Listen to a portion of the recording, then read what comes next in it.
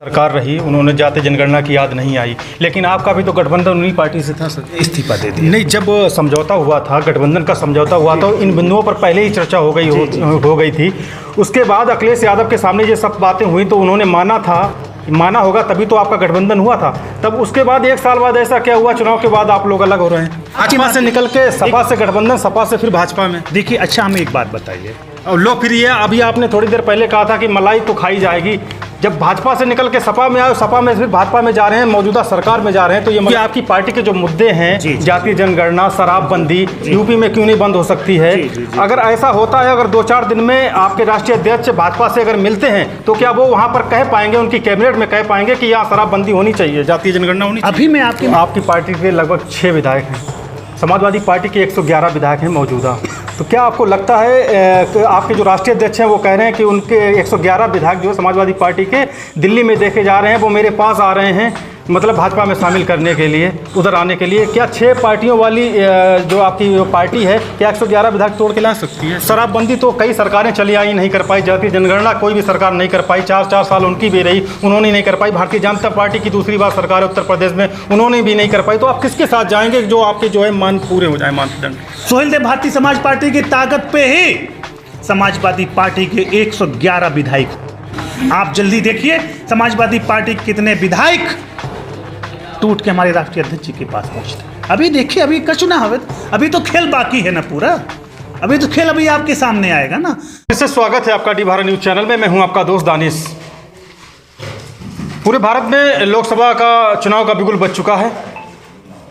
ऐसे ही आपने देखा कि महाराष्ट्र में पवार बेसिस पवार हुआ, उसके बाद बिहार में भी ये अनुमान लगाने जाने लगा कि जो वहाँ की सरकार है उसे गिराया जा सकता है। ऐसे में उत्तर प्रदेश में एक भूचाल सा आ चुका है, तमाम राजनीतिक पार्टियां सक्रिय हो गई हैं। ऐसे में ही सोहेल देव समाज पार्टी के कुछ कार्यकर्ता हमारे साथ, कुछ नेता लोग हमारे साथ मौजूद हैं, उनसे हम बातचीत करेंगे कि किन बिंदुओं को लेकर वो इस बार चुनावी मैदान में है। सर, सबसे पहले आपके न्यूज़ चैनल को मैं धन्यवाद देता हूं, जो सोहेल देव भारतीय समाज पार्टी का आपने आज जनपद कन्नौज में सोहेल देव भारतीय समाज पार्टी के द्वारा आदरणीय जिला अध्यक्ष माननीय श्री गुंजन यादव जी की अध्यक्षता में जो बैठक आहूत की गई है, उस बैठक में मैं आप सभी का धन्यवाद देता हूं।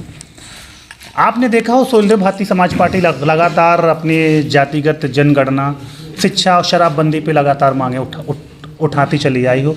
आपने देखा हो, राष्ट्रीय अध्यक्ष जी का हमारा बराबर कहना है कि 4 बार जिनकी प्रदेशों में सरकारें रही हों, उन्हें कभी जातिगत जनगणना की याद नहीं आई। आज जब वो सरकार में नहीं है, तब उनको जातिगत जनगणना की। आपने देखा हो, जब गुजरात में शराब बंद हो सकता है, बिहार में शराब बंद हो सकता है, तो उत्तर प्रदेश शराब बंद क्यों नहीं हो सकता?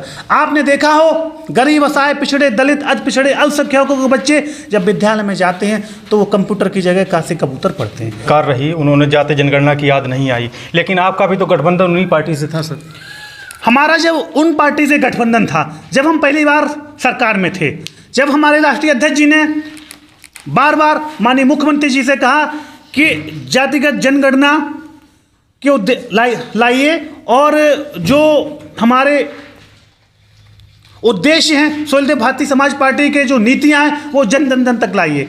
वहाँ हमारी बात नहीं मानी गई, हमारे राष्ट्रीय अध्यक्ष जी ने इस्तीफा दे दिया। नहीं, जब समझौता हुआ था, गठबंधन का समझौता हुआ तो इन बिंदुओं पर पहले ही चर्चा हो गई थी। उसके बाद अखिलेश यादव के सामने ये सब बातें हुई तो उन्होंने माना होगा, तभी तो आपका गठबंधन हुआ था। तब उसके बाद 1 साल बाद ऐसा क्या हुआ, चुनाव के बाद आप लोग अलग हो रहे हैं? नहीं, देखिएगा, जब हमारा गठबंधन समाजवादी पार्टी, आप समाजवादी पार्टी की बात करें, जब हमारा समाजवादी पार्टी से गठबंधन हुआ, मैं आपके माध्यम से जनता को बताना चाहता हूं, हम लोगों ने, राष्ट्रीय अध्यक्ष जी ने जब कि कोई भी सीटों का कोई बंटवारा नहीं किया। अखिलेश जी ने जब जहां सीटें दी, हम लोगों ने सीटें ले ली।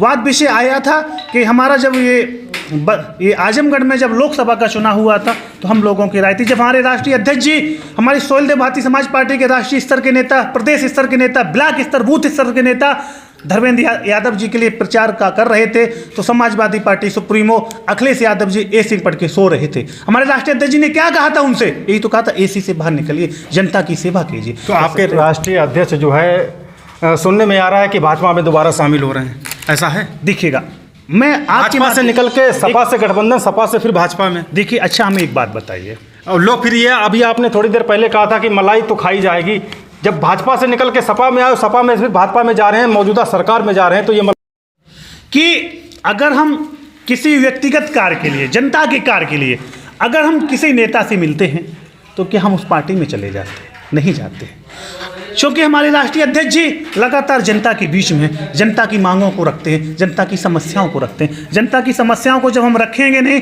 वर्तमान सरकार के मंत्रियों के पास उनकी समस्याओं को नहीं रखेंगे तो जनता का समाधान कैसे तो भारतीय जनता पार्टी में जा रहे हैं कि नहीं? अभी इस बारे में कुछ नहीं है, किसी भी प्रकार से कोई वार्ता नहीं है। क्योंकि आपकी पार्टी के जो मुद्दे हैं, जी, जातीय जनगणना, शराबबंदी, यूपी में क्यों नहीं बंद हो सकती है? जी। अगर ऐसा होता है, अगर 2-4 दिन में आपके राष्ट्रीय अध्यक्ष भाजपा से अगर मिलते हैं तो क्या वो वहां पर कह पाएंगे, उनकी कैबिनेट में कह पाएंगे कि यहाँ शराबबंदी होनी चाहिए, जातीय जनगणना होनी चाहिए? अभी मैं आपके माध्यम से पुनः फिर बताना चाहता हूँ, ये आपके माध्यम से मुझे पता चला कि राष्ट्रीय अध्यक्ष जी हमारे भाजपा में जा रहे हैं। हमारे साथ मंडल अध्यक्ष जी हैं, शायद इनको भी संभवतः शायद जाते हैं, नहीं, अभी जानकारी शायद मुझे आपके माध्यम से पता चला है कि पिछड़ों अल्पसंख्यकों की बातों के लिए वर्तमान सरकार के सामने नहीं रख सकते। क्या माननीय मुख्यमंत्री जी के सामने नहीं रख सकते हैं? जब विभिन्न पार्टी को लोग मिलने के लिए जाते हैं, क्या उनसे क्यों चर्चा नहीं होती कि आप भी उस पार्टी में जा रहे हैं?